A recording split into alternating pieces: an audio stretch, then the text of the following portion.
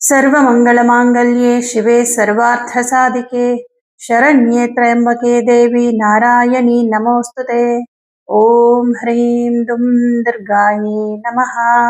ಓಂ ಶ್ರೀ ಗುರುಭ್ಯೋ ನಮಃ. ನಮ್ಮ ಯೂಟ್ಯೂಬ್ ವಾಹಿನಿಯ ಸಮಸ್ತ ವೀಕ್ಷಕರಿಗೆ ನಿಮ್ಮ ನೇತ್ರಾವತಿ ಮಾಡುವ ನಮಸ್ಕಾರಗಳು. ಮಾಸ ಭವಿಷ್ಯ ಕಾರ್ಯಕ್ರಮಕ್ಕೆ ಎಲ್ಲರಿಗೂ ಆತ್ಮೀಯವಾದ ಸ್ವಾಗತ. ವೀಕ್ಷಕರೇ, ಆಗಸ್ಟ್ ಮೊದಲ ವಾರದಿಂದ ಆನ್ಲೈನ್ ಜ್ಯೋತಿಷ್ಯ ತರಗತಿ ಪ್ರಾರಂಭ ಆಗ್ತಾ ಇದೆ. ಯಾರಿಗೆಲ್ಲ ಜ್ಯೋತಿಷ್ಯ ಕಲಿಬೇಕು ಅನ್ನೋ ಆಸಕ್ತಿ ಇದೆಯೋ ಸ್ಕ್ರೀನ್ ಮೇಲೆ ಕಾಣಿಸ್ತಿರುವಂತಹ ನಂಬರ್ಗೆ ಕರೆ ಮಾಡಿ ಅಥವಾ ವಾಟ್ಸಪ್ ನಲ್ಲಿ ಮೆಸೇಜ್ ಮಾಡಿ. ಹಾಗಿದ್ರೆ ಈ ಜುಲೈ ತಿಂಗಳ ಮಾಸ ಭವಿಷ್ಯ ನಿಮ್ಮ ರಾಶಿಗೆ ಹೇಗಿದೆ ಅನ್ನೋದನ್ನ ಈಗ ನೋಡೋಣ. ಮೇಷರಾಶಿ. ಮೇಷರಾಶಿಯವರಿಗೆ ನಿಮ್ಮ ರಾಶ್ಯಾಧಿಪತಿಯಾದಂತಹ ಮಂಗಳ ಗ್ರಹ ಈ ತಿಂಗಳಲ್ಲಿ 2ನೇ ಮನೇಲಿ ಕುತ್ಕೊಂಡಿರ್ತಾನೆ. 2ನೇ ಮನೆ ಅನ್ನೋದು ಧನಸ್ಥಾನ. ತುಂಬಾ ಒಳ್ಳೇದು. ಯಾವ ವಿಚಾರದಲ್ಲಿ? ಹಣಕಾಸಿನ ವಿಚಾರದಲ್ಲಿ. ಅಂದ್ರೆ ಹಣಕಾಸಿನ ವಿಷಯದಲ್ಲಿ ಒಂದಷ್ಟು ಅನುಕೂಲಗಳು ಈ ಒಂದು ತಿಂಗಳಲ್ಲಿ ಆಗತ್ತೆ. ಅಂದ್ರೆ ನೀವು ಕಷ್ಟಪಟ್ಟು ಕೆಲಸ ಮಾಡಿರ್ತೀರ. ಯಾಕಂದ್ರೆ ನಿಮ್ಮ ರಾಶಿಯಲ್ಲಿ ಕುಜ ಇದ್ದಾಗ ನೀವು ತುಂಬಾ ಹಾರ್ಡ್ ವರ್ಕ್ ಮಾಡಿರ್ತೀರ ಉದ್ಯೋಗದ ವಿಚಾರದಲ್ಲಿ. ಸೊ ಅದರ ಪ್ರತಿಫಲವನ್ನ ನೀವೀಗ ಪಡಿತೀರಾ ಅಂತ ಹೇಳ್ಬೋದು. ಹಾಗೆ ಸ್ವಲ್ಪ ಹಣಕಾಸಿನ ಲೆಕ್ಕಾಚಾರಗಳು ಏನಾದ್ರೂ ಸಮಸ್ಯೆಗಳಿತ್ತು ಅದೆಲ್ಲ ಸರಿ ಹೋಗುತ್ತೆ. ಆರ್ಥಿಕ ಸಂಕಷ್ಟಗಳು ಸ್ವಲ್ಪ ನಿವಾರಣೆ ಆಗುತ್ತೆ. ಆದ್ರೆ ವಾಕ್ಸ್ಥಾನದಲ್ಲಿ ಕುಜ ಇರೋದ್ರಿಂದ ಮಾತಿನಿಂದ ಕೆಲವರ ಹತ್ರ ನೀವು ನಿಷ್ಠೂರ ಆಗುವ ಸಾಧ್ಯತೆಗಳಿದೆ. ಅಂದ್ರೆ ನೇರವಾಗಿ ನೀವು ಆಡುವಂತಹ ಮಾತು ಕೆಲವರಿಗೆ ಬೇಜಾರಾಗಬಹುದು. ಅದು ಕುಟುಂಬದವರಾಗಿರಬಹುದು, ಅಥವಾ ನಿಮ್ಮ ಸ್ನೇಹಿತರು, ಅಥವಾ ನಿಮ್ ಜೊತೆ ಕೆಲಸ ಮಾಡುವಂಥವ್ರು, ಅಥವಾ ಅಕ್ಕಪಕ್ಕದವರು, ಸಂಬಂಧಿಕರು, ಯಾರು ಬೇಕಾದ್ರೂ ಆಗಿರಬಹುದು. ಹಾಗಾಗಿ ಮಾತಿನ ವಿಚಾರ ಅಂತ ಬಂದಾಗ ಅಂದ್ರೆ ನೀವು ಅದನ್ನ ಬೇಕು ಅಂತ ಮಾತಾಡಲ್ಲ, ಮಾತಾಡ್ತಾ ಆಡ್ತಾ ನಿಮ್ಮ ಮಾತಿನ ಧಾಟಿ ತುಂಬಾ ಬದಲಾವಣೆ ಆಗ್ಬಿಡುತ್ತೆ. ಅದರಿಂದ ಸ್ವಲ್ಪ ಸಮಸ್ಯೆ ಆಗಬಹುದು. ಆದಷ್ಟು ಸ್ವಲ್ಪ ಮಾತಾಡುವಾಗ ಎಚ್ಚರಿಕೆ. ಕೋಪ ಬರ್ತಾ ಇದೆ ಅಥವಾ ಎದುರಾಳಿ ಮಾತಾಡ್ತಾ ಇರೋ ರೀತಿ ನಿಮ್ಗೆ ಇಷ್ಟ ಆಗ್ತಾ ಇಲ್ಲ ಅಂದ್ರೆ ಖಂಡಿತ ಜಾಗ ಬಿಟ್ಬಿಡಿ. ಜಾಗ ಬಿಟ್ಟು ಬೇರೆ ಕಡೆ ಹೋಗಿ ಅಥವಾ ಮಾತನ್ನ ಸ್ಟಾಪ್ ಮಾಡ್ಬಿಡಿ. ನೀವು ಮಾತಾಡೋದೇ ಬೇಡ ಅಷ್ಟೆ. ಇನ್ನು 2ನೇ ಮನೆಯಲ್ಲಿರುವಂತಹ ಕುಜ ಹಣಕಾಸಿನ ವಿಷಯ ಆಗಿರಬಹುದು, ಬೇರೆ ವಿಚಾರಗಳೆಲ್ಲ ತುಂಬಾ ಅನುಕೂಲವನ್ನ ಮಾಡ್ಕೊಡ್ತಾನೆ. ಹಾಗೆ ಉದ್ಯೋಗ ಅಂತ ಬಂದಾಗ ಮುಖ್ಯವಾಗಿ ಸ್ವಂತ ಉದ್ಯೋಗವನ್ನ ಮಾಡುವಂತವ್ರಿಗೆ ತುಂಬಾ ಚೆನ್ನಾಗಿದೆ. ಪಾರ್ಟ್ನರ್ಶಿಪ್ ಅಲ್ಲಿ ಬಿಸ್ನೆಸ್ ಮಾಡೋರ್ಗೂ ಅಷ್ಟೇ ಬಹಳ ಚೆನ್ನಾಗಿದೆ ಅಂತಾನೆ ಹೇಳ್ಬೋದು. ನಿಮ್ಮ ಸಂಗಾತಿಯ ಜೊತೆ ಹೆಚ್ಚು ವಿಚಾರಗಳನ್ನ ಹೇಳ್ಕೊಳ್ಳುವಂಥದ್ದು ಆಗತ್ತೆ. ಹಾಗೆ ಮೇಷರಾಶಿಯವರಿಗೆ ಪ್ರೀತಿ ವಿಚಾರದಲ್ಲಿ ನೀವೇನಾದ್ರೂ ಹೇಳ್ಬೇಕು ಅಂತ ಇದ್ರೆ ಆ ವಿಚಾರದಲ್ಲೂ ಕೂಡ ಏನೋ ಹೇಳ್ಕೊಳ್ಳುವಂಥದ್ದು ಆಗತ್ತೆ. ಹಾಗೆ ದ್ವಿತೀಯ ಭಾವಾಧಿಪತಿ ಪಂಚಮದಲ್ಲಿ ಸ್ಥಿತನಾಗಿರೋದ್ರಿಂದ ನಿಮ್ಮ ಕುಟುಂಬಕ್ಕೆ ತುಂಬಾ ಅವಶ್ಯಕತೆ ಇರುವಂತದ್ದನ್ನ ಏನಾದ್ರೂ ನೀವು ಮಾಡ್ತೀರಾ. ಮಕ್ಕಳಿಗೋಸ್ಕರ ಒಂದಿಷ್ಟು ಖರ್ಚುಗಳು ಅಥವಾ ಇನ್ವೆಸ್ಟ್ಮೆಂಟ್ ಅಂತ ಏನಾದ್ರೂ ಈ ತಿಂಗಳಲ್ಲಿ ಇರುತ್ತೆ. ತೃತೀಯ ಭಾವಾಧಿಪತಿ ಬುಧ ಗ್ರಹ ತೃತೀಯ ಭಾವದಲ್ಲೇ ಸ್ಥಿತನಾಗಿರ್ತಾನೆ. ಮಿತ್ರರನ್ನ ಭೇಟಿ ಮಾಡುವಂಥದ್ದು, ಸಡನ್ ಆಗಿ ಬಂಧುಗಳ ಆಗಮನ ಮನೆಗೆ ಆಗುವಂಥದ್ದು, ಹಾಗೆ ಮಿತ್ರರ ಜೊತೆ ಸ್ವಲ್ಪ ತಿರುಗಾಟ, ಅಂದ್ರೆ ಪ್ರಯಾಣ ಮಾಡುವಂಥದ್ದು, ಹತ್ತಿರದ ಪ್ರಯಾಣ ಜಾಸ್ತಿ ಇರುತ್ತೆ ಈ ತಿಂಗಳಲ್ಲಿ. ಇದರಿಂದ ಒಂದಿಷ್ಟು ಖರ್ಚು ಕೂಡ ಆಗ್ತಾ ಇರುತ್ತೆ. ಬಟ್ ಪ್ರಯಾಣದಿಂದ ನಿಮ್ಗೆ ಬಹಳ ಸಂತೋಷ, ನೆಮ್ಮದಿ ಸಿಗ್ತಾ ಇರುತ್ತೆ. ಯಾಕಂದ್ರೆ ರಾಶ್ಯಾಧಿಪತಿ ಶುಕ್ರನ್ ಮನೇಲಿರೋದ್ರಿಂದ ಪ್ರಯಾಣ ಮಾಡಿದಾಗ ಎಲ್ಲಾದ್ರೂ ಹೊರಗಡೆ ಹೋಗಿ ಬಂದಾಗ ಮನಸ್ಸಿಗೇನೋ ಸ್ವಲ್ಪ ಒಳ್ಳೇದು ಅಂತ ಅನ್ಸುತ್ತೆ. ಹಾಗಾಗಿ ನಿಮ್ಗೆ ಇದರಿಂದ ಖುಷಿ ಸಿಗುತ್ತೆ. ತೃತೀಯ ಭಾವದಲ್ಲಿ ಬುಧ ಮತ್ತು ರವಿ ಗ್ರಹ 15ನೇ ತಾರೀಕುವರೆಗೂ ರವಿ ತೃತೀಯ ಭಾವದಲ್ಲಿ ಸ್ಥಿತನಾಗಿರ್ತಾನೆ. 16ನೇ ತಾರೀಕು ನಂತರ ಅವನು ಕರ್ಕಾಟಕ ರಾಶಿಯಲ್ಲಿ ಸ್ಥಿತನಾಗಿರ್ತಾನೆ. ಇದರಲ್ಲಿ ಈ 2 ಭಾವಗಳಲ್ಲಿ ನಿಮ್ಗೆ ಶುಭ ಫಲವನ್ನೇ ಕೊಡ್ತಾನೆ, ಯಾವುದೇ ರೀತಿಯ ತೊಂದರೆಗಳಿಲ್ಲ. ಆದ್ರೆ ಉದ್ಯೋಗದ ವಿಚಾರವಾಗಿ ಏನಾದ್ರೂ ನಿರ್ಧಾರಗಳು ತಗೋಬೇಕು, ಕೆಲಸ ಚೇಂಜ್ ಮಾಡೋದ್ರ ಬಗ್ಗೆ ಆಗಿರಬಹುದು, ಅಥವಾ ಕೆಲಸದ ವಿಚಾರದಲ್ಲಿ ನಿಮ್ಮ ಮೇಲಧಿಕಾರಿಗಳ ಹತ್ರ ಮಾತಾಡ್ಬೇಕು ಏನಾದ್ರೂ ಅಂತಿದ್ರೆ, ನಿಮ್ಗೆ ಪ್ರಮೋಷನ್ ಆಗ್ಬೇಕು, ವರ್ಗಾವಣೆ ಬಗ್ಗೆ ಮಾತಾಡ್ಬೇಕು, ಈ ತರದ್ ಏನೇ ಒಂದು ಮಾತುಕತೆಗಳಿದ್ರು ಕೂಡ 15ನೇ ತಾರೀಕು ಮೇಲೆ ಮಾತಾಡಿ.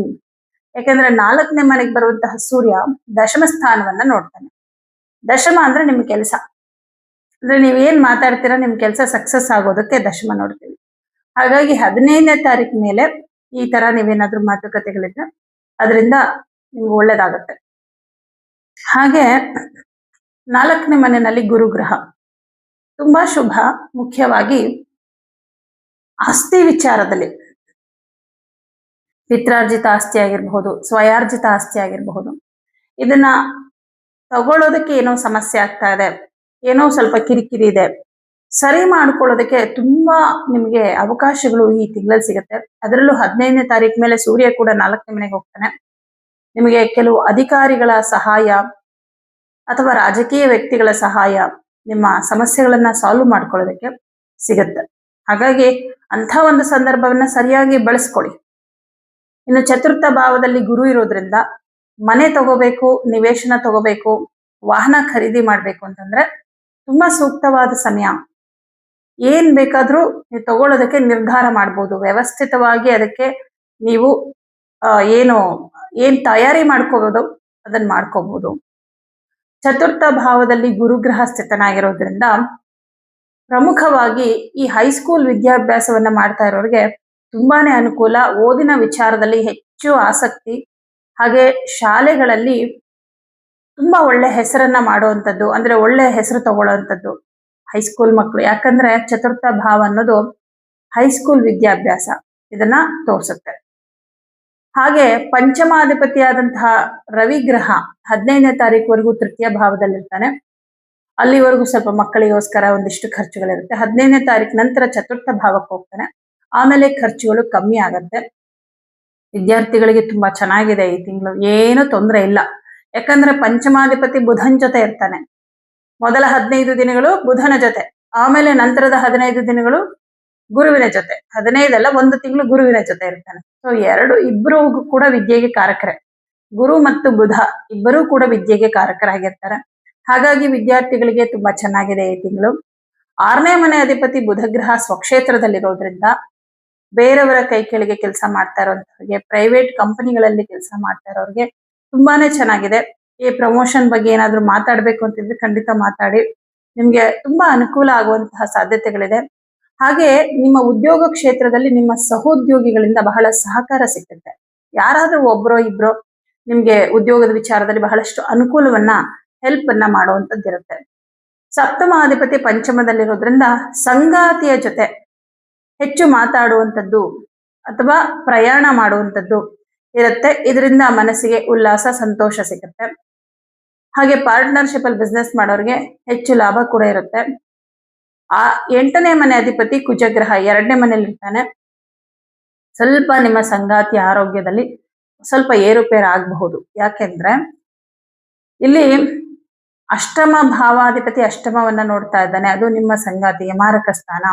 ಸಪ್ತಮಾಧಿಪತಿ ಶುಕ್ರ ಗ್ರಹ ಪಂಚಮದಲ್ಲಿ ಇದ್ರೂ ಕೂಡ ಕೇತುವಿನ ಜೊತೆಯಲ್ಲಿರೋದ್ರಿಂದ ಸ್ವಲ್ಪ ನಿಮ್ಮ ಸಂಗಾತಿಯ ಆರೋಗ್ಯದಲ್ಲಿ ಏನೋ ಒಂಚೂರು ವ್ಯತ್ಯಾಸಗಳಾಗುವಂಥದ್ದು ಈ ತರ ಆಗತ್ತೆ. ಸಣ್ಣ ಪುಟ್ಟ ಸಮಸ್ಯೆಗಳಿದ್ದಾಗಲೇ ಅದನ್ನ ಪರಿಹಾರ ಮಾಡ್ಕೊಳ್ಳಿ. 9ನೇ ಮನೆ ಅಧಿಪತಿ ಉಚ್ಚ ಕ್ಷೇತ್ರದಲ್ಲಿ ಚತುರ್ಥ ಭಾವದಲ್ಲಿ ಕುತ್ಕೊಂಡಿರೋದ್ರಿಂದ ವಿಶೇಷವಾಗಿ ಕುಲದೇವರ ದರ್ಶನ ಮಾಡುವಂಥದ್ದು, ಮನೆ ದೇವರ ದೇವಸ್ಥಾನಕ್ಕೆ ಹೋಗುವಂಥದ್ದು, ಮನೆಯಲ್ಲಿ ವಿಶೇಷವಾದ ಪೂಜೆ ಪುನಸ್ಕಾರಗಳು, ಮನೆಯ ವಾತಾವರಣವೇ ಒಂದಷ್ಟು ಬದಲಾವಣೆ ಆಗ್ಬಿಡುತ್ತೆ. ಗುರುವಿನ ಅನುಗ್ರಹದಿಂದ ತುಂಬಾ ಪಾಸಿಟಿವ್ ಅನ್ಸುವಂಥದ್ದು, ಯಾರಾದ್ರೂ ಗುರುಗಳು ನಿಮ್ಗೆ ಸಿಗುವಂಥದ್ದು, ಅವರ ಮಾರ್ಗದರ್ಶನದ ಮೂಲಕ ಕೆಲವೊಂದು ನಿಯಮಗಳನ್ನ ಪಾಲಿಸುವಂಥದ್ದು, ಕೆಲವೊಂದು ಹೊಸ ಹೊಸ ಬದಲಾವಣೆಗಳನ್ನ ಮಾಡ್ಕೊಳ್ತೀರಾ ನಿಮ್ಮ ಜೀವನದಲ್ಲಿ ಮೇಷರಾಶಿಯವರು. ಇವಾಗ ನೀವು ಸಾಧಾರಣವಾಗಿ ಪೂಜೆ ಪುನಸ್ಕಾರ ಮಾಡ್ತಿದ್ದವರು ಅನ್ಕೊಳ್ಳಿ, ಯಾರೋ ಗುರುಗಳು ಹೇಳ್ತಾರೆ ಒಂದಿಷ್ಟು ವ್ರತಗಳನ್ನ ಮಾಡೋದಕ್ಕೆ ಅಥವಾ ಯಾವುದೋ ಒಂದು ಮಂತ್ರವನ್ನ ಜಪ ಮಾಡೋದಕ್ಕೆ, ಸೊ ಅಂಥದ್ದೇನೋ ಒಂದು ಶುರು ಮಾಡ್ಕೊಳ್ತೀರಾ.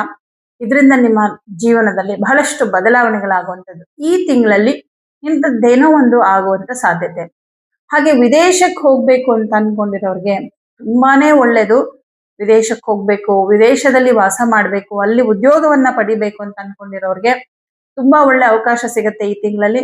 ನಿಮ್ಮ ಪ್ರಯತ್ನವನ್ನ ಖಂಡಿತ ಮುಂದುವರಿಸಿ. ವ್ಯಯಾಧಿಪತಿಯಾದ ಗುರುಗ್ರಹ ಚತುರ್ಥ ಭಾವದಲ್ಲಿರೋದ್ರಿಂದ ವಿದೇಶಕ್ಕೆ ಹೋಗುವಂತಹ ಅವಕಾಶ ತುಂಬಾ ಇದೆ. ಹಾಗೆ ಮಾತೃವಿನ ಆಶೀರ್ವಾದದಿಂದ ಬಹಳಷ್ಟು ಅನುಕೂಲ ಆಗುತ್ತೆ. ತಾಯಿ ಆಶೀರ್ವಾದ ಪಡ್ಕೊಳ್ಳಿ. ಮಾತೃಸ್ಥಾನದಲ್ಲಿ ಗುರು ಇರೋದ್ರಿಂದ ತಾಯಿಯ ಸಲಹೆ ನೋಡಿ, ಅವ್ರಿಗೆ ಯಾವ್ದು ಗೊತ್ತಿದೆಯೋ ಗೊತ್ತಿಲ್ವೋ, ಆದ್ರೆ ಅವ್ರು ಕೊಡುವಂತ ಸಲಹೆಯಲ್ಲಿ ನಿಮ್ಮ ಪ್ರಶ್ನೆಗಳಿಗೆ ಉತ್ತರ ಇರುತ್ತೆ, ನಿಮ್ಮ ಸಮಸ್ಯೆಗಳಿಗೆ ಉತ್ತರ ಇರುತ್ತೆ, ಪರಿಹಾರ ಇರುತ್ತೆ. ಹಾಗಾಗಿ ತಾಯಿಯ ಒಂದು ಸಹಕಾರ ಸಲಹೆ ನಿಮ್ಗೆ ಬಹಳ ಅನುಕೂಲ ಆಗುತ್ತೆ. ಹಾಗೆ ದಶಮಾಧಿಪತಿ ಲಾಭಾಧಿಪತಿಯಾಗಿ ಶನಿ 12ನೇ ಮನೆಯಲ್ಲಿದ್ದಾನೆ. ಎಷ್ಟೇ ಕೆಲಸಗಳು ನಿಧಾನ ಅಂತ ಅನ್ಸಿದ್ರು ಕೂಡ ಕೊನೆಯಲ್ಲಿ ಕಂಪ್ಲೀಟ್ ಆಗುತ್ತೆ. ಯಾಕಂದ್ರೆ ಶನಿ ಕೆಲಸನ ನಿಧಾನ ಮಾಡ್ತಾ ಇರ್ತಾನೆ, ಆದ್ರೆ ಶನಿ ಮೇಲೆ ಗುರುದೃಷ್ಟಿ ಇರೋದ್ರಿಂದ, ಭಾಗ್ಯಾಧಿಪತಿಯ ದೃಷ್ಟಿ ಇರೋದ್ರಿಂದ ಫೈನಲ್ ಆಗಿ ನಿಮ್ ಕೆಲಸ ಕಂಪ್ಲೀಟ್ ಆಗುತ್ತೆ, ಯಾವುದೇ ರೀತಿಯ ತೊಂದರೆ ಇಲ್ಲದೆ. ಇನ್ನು ಸರ್ಕಾರಿ ಉದ್ಯೋಗದಲ್ಲಿರುವಂತವ್ರಿಗೆ ತುಂಬಾ ಚೆನ್ನಾಗಿದೆ. ವಿಶೇಷವಾಗಿ ಈ ತಿಂಗಳ 15ನೇ ತಾರೀಕು ನಂತರ ನಿಮ್ಮ ಒಂದು ಕೆಲಸದಲ್ಲಿ ನಿಮ್ಮ ಗೌರವ ಹೆಚ್ಚಾಗುತ್ತೆ, ಒಳ್ಳೆಯ ಹೆಸರನ್ನ ಪಡೆಯುವಂಥದ್ದು, ಉತ್ತಮ ಹೆಸರು, ಮೇಲಧಿಕಾರಿಗಳಿಂದ ನಿಮ್ಗೆ ಒಂದು ಪ್ರಶಂಸೆ ದೊರೆಯುವಂಥದ್ದು, ಈ ರೀತಿ ಒಂದಷ್ಟು ಶುಭ ಫಲಗಳು 15ನೇ ತಾರೀಕು ಮೇಲೆ ಸಿಗತ್ತೆ. ಹಾಗಾಗಿ ಮೇಷರಾಶಿಯವರಿಗೆ ಎಲ್ಲಾ ಗ್ರಹಗಳು ತುಂಬಾ ಶುಭ ಫಲ ಕೊಡ್ತಾ ಇದ್ದಾರೆ, ಶನಿಯನ್ನ ಹೊರತುಪಡಿಸಿ. ಶನಿಗೆ ಸ್ವಲ್ಪ ಪರಿಹಾರ ಮಾಡ್ಕೊಳ್ಳೇಬೇಕು. ಯಾಕಂದ್ರೆ ಶನಿ ಪೂರ್ತಿ ಅಶುಭ ಫಲ ಕೊಡದೆ ಹೋದ್ರು ಕೂಡ ಸ್ವಲ್ಪ ಮಟ್ಟಿಗೆ ಅಶುಭ ಫಲ ಕೊಡ್ತಾನೆ. ಏನಂದ್ರೆ ನಿಮ್ ಕೆಲಸಗಳು ಕಂಪ್ಲೀಟ್ ಆಗಲ್ಲ.